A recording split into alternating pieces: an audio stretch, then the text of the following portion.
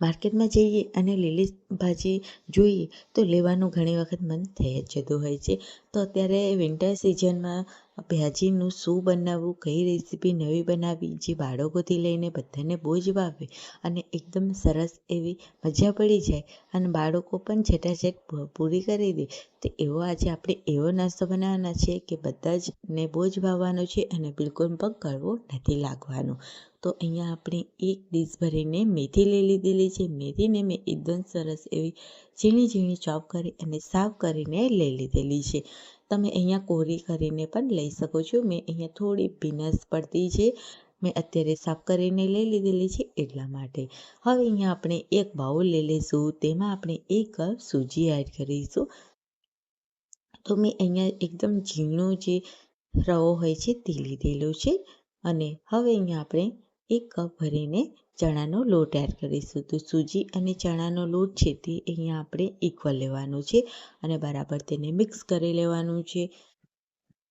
તેમાં હવે આપણે મસાલા એડ કરીશું. તો 1 ચમચી ધાણા જીરું પાવડર, 1 ચમચી મીઠું સ્વાદ અનુસાર એડ કરીશું, 1 ચમચી લાલ મરચું પાવડર, 1 ચમચી હળદર પાવડર, 1 ચમચી અહીંયા કાળી મરીનો પાવડર, 1 ચમચી લીલી વરિયાળી જે આ નાસ્તામાં બહુ જ મસ્ત ટેસ્ટ આવશે, 1 ચમચી ભરીને સફેદ તલ એડ કરીશું, અડધી ચમચી અજમો એડ કરીશું, 1 ચમચી આમચૂર પાવડર એડ કરીશું અને અડધો લીંબુનો રસ એડ કરી દઈશું.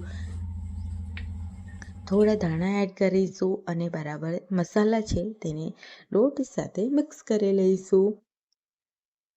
હવે અહીંયા આપણે થોડું પાણી એડ કરીશું. તો અહીંયા આપણે 1 કપ પાણી લીધેલું છે. જે કપ અહીંયા આપણે ચણાનો લોટ અને સૂજી લીધી એ કપથી મેં પાણી લીધેલું છે. તો અહીંયા પરફેક્ટ માપ જોવાનું છે, નહીં તો ગડબડી થઈ જશે. તો અહીંયા થોડું પાણી એડ કરી અને લમ્સ ના રહે એ રીતે અહીંયા આપણે બેટરને ઠીક કન્સિસ્ટન્સીવાળું બનાવી લઈશું. તો અહીંયા મને 1.5 કપની જરૂર પડી છે. તો અહીંયા મેં 1.5 કપ પાણી અહીંયા યુઝ કરેલું છે અને આ રીતની અહીંયા આપણી બેટરની કન્સિસ્ટન્સી છે. હવે અહીંયા આપણું બેટર તૈયાર થઈ ગયું છે. તો હવે તેને આપણે સાઈડમાં મૂકીશું અને ગેસ ઉપર એક પેન મૂકી દઈશું. તેમાં આપણે 1 ચમચી ઓઇલ એડ કરીશું અને 1 ચમચી જીરું એડ કરીશું. જીરું છે બરાબર સંતળાય એટલે 1 ચમચી હિંગ એડ કરીશું અને 1 ચમચી આદુ મરચાં લસણની પેસ્ટ મેં અહીંયા એડ કરેલી છે, તેને અહીંયા આપણે બરાબર સાંતળી લઈશું. તમે કટ કરીને પણ આદુ મરચાંને એડ કરી શકો છો અને જો ના ખાતા હોય લસણ તો સ્કીપ પણ કરી શકો છો. હવે બરાબર સંતળાય એટલે અહીંયા આપણે ભાજી આપણે લીધી હતી મેથીની તે એડ કરી દઈશું અને મેથીની ભાજી છે તે સોફ્ટ થાય ત્યાં સુધી તેને મિક્સ કરવાની છે અને પછી જે આપણે બેટર બનાવ્યું હતું તે એડ કરી દઈશું અને મીડિયમ ટુ લો ફ્લેમ પર તેને થવા દેવાનું છે. મીડિયમ ટુ લો ફ્લેમ પર અહીંયા થશે એટલે ડો ટાઈપ આ રીતે તૈયાર થઈ જશે. તમે જુઓ અહીંયા એકદમ સરસ એવું ડો ટાઈપ તૈયાર થઈ ગયું છે. હવે અહીંયા આપણે એક ડીશ લઈ લઈશું, તેમાં આપણે તેલ ગ્રીસ કરી લઈશું અને જે અહીંયા આપણું મિશ્રણ બનીને તૈયાર થયું છે તે આ રીતે પાથરી દઈશું અને તેને ચમચાના મદદથી થોડું સેટ કરી લઈશું. તો અહીંયા આ રીતે ઉપરથી પણ હું આ રીતે વાટકીના મદદથી તેને સેટ કરી રહી છું આ રીતે. તો બસ આપણે એકદમ ચોરસ શેપ આ રીતે આપી દેવાનો છે. જે તમને પસંદ એ શેપમાં તમે શેપ આપી શકો છો.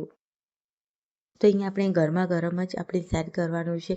ઠંડુ થઈ જશે તો બિલકુલ પણ સેટ નહીં થાય એવાનું ધ્યાન રાખવાનું છે. તો ગરમા ગરમ આ રીતે મેં શેપ આપી દીધો અને કટ લગાવી લીધા. તો મેં અહીંયા ત્રિકોણ સાઇઝમાં કટ લગાવી લીધા છે. એટલા સરસ એવા તૈયાર થયા છે. હું તમને કાઢીને પણ બનાવું અને તમે જુઓ કેટલા સરસ એવા લાગી રહ્યા છે. એટલા કુરકુરા અને ક્રિસ્પી આ નાસ્તો બનીને તૈયાર થશે. અહીંયા આપણે બ્રેડ ક્રમ્સની પણ જરૂર નહીં પડે. હવે અહીંયા આપણે એક ડીશમાં સૂજી લીધેલી છે, તેને અહીંયા આપણે આ રીતે કોટ કરી લેવાની છે. તમે જુઓ હું અહીંયા કોટ કરી રહી છું. તો આ રીતે આપણે બધા પીસીસને આ રીતે કોટ કરી લઈશું. હવે બાજુમાં મેં પેન ઉપર તેલ ગરમ કરવા માટે મૂકી દીધું હતું. તેમાં આપણે આ રીતે સિરચીથી કોટ કરી અને તેને મીડિયમ ટુ લો ફ્લેમ પર તેને થવા દઈશું. આપણે અહીંયા બિલકુલ પણ ટચ નથી કરવાના જ્યાં સુધી થોડા ગોલ્ડન કલર ના આવે ત્યાં સુધી. તો અહીંયા ગોલ્ડન કલર આવી ગયો છે. ત્યારબાદ હું તેને આ રીતે ફેરવી રહી છું બધા જ પીસીસને, અને સરસ એવા ગોલ્ડન કલર આવી ગયો છે. એકદમ ક્રિસ્પી થઈ ગયા છે. તો હવે તેને આપણે પ્લેટમાં કાઢી લઈશું. તો આ જ રીતે મીડિયમ ટુ લો ફ્લેમ પર તેને થવા દેવાના છે. એટલે સરસ એવા કુરકુરા અહીંયા આપણા આ મેથીનો નવો નાસ્તો બનીને તૈયાર થઈ જશે. ઘણી વખત આપણે મેથીના વડા પણ બનાવતા હોય છે, પણ તમે આ નાસ્તો બનાવી લીધો તો તમે મેથીના વડા પણ ભૂલી જવાના છો. એટલો સરસ એવો કુરકુરો અને ક્રિસ્પી અહીંયા મેથીનો નવો નાસ્તો તૈયાર છે. કેવો લાગ્યો છે કમેન્ટ જરૂરથી કરજો મને. આવી રેસીપી માટે કમેન્ટ જરૂરથી કરજો. તો આવી રેસીપી અવનવી જરૂરથી લઈને આવીશ. તો આવી રેસીપી સાથે અને આવા અવનવા વિડીયો સાથે આવતી રેસીપીમાં મળીએ.